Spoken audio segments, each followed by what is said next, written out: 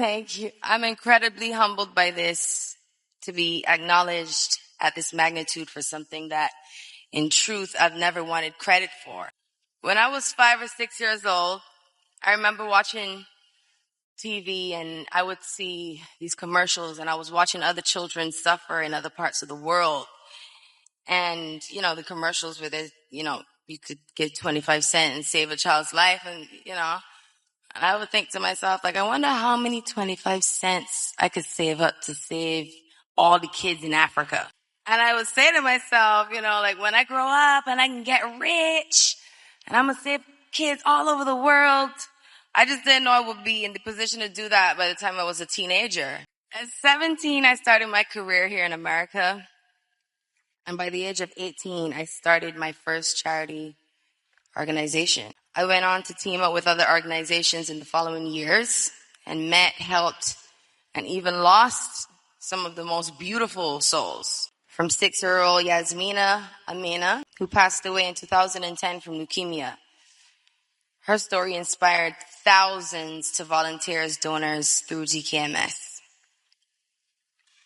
Fast forward to 2012, when my grandmother, the late Clara Brath, she lost her battle with cancer, which is the very reason and the driving force behind the Clara Lionel Foundation.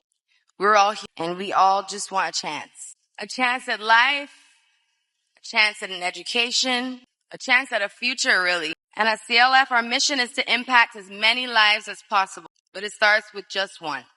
Just one. As I stare out into this beautiful room, I see optimism. I see hope. I see the future. I know that each and every one of you has the opportunity to help someone else.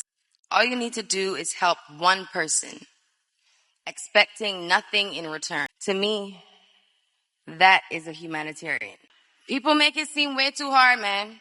The truth is, and what the little girl watching those commercials didn't know, is that you don't have to be rich to be a humanitarian. You don't have to be rich to help somebody. You don't got to be famous. You don't even have to be college educated.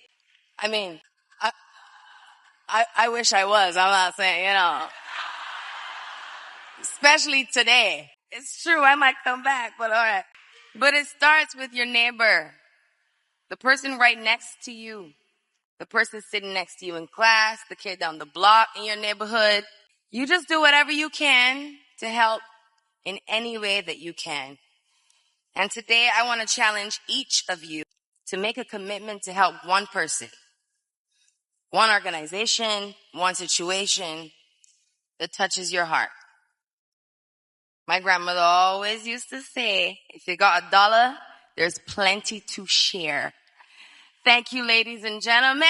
It was my honor. Over her career, she has worked on several projects aimed towards bettering society, including efforts to increase access to education globally through her Clara Lionel Foundation Global Scholarship Program and her support for the Global Partnership for Education and Global Citizen. But for this part of the night, I'd like to highlight some of the work she's done in the field of health and in helping to empower others in that way. Part of Rihanna's humanitarian work has been to develop a cancer diagnosis and treatment center at the Queen Elizabeth Hospital in Bridgetown, Barbados. As a student of global health, the impact of such an institution is not lost on me.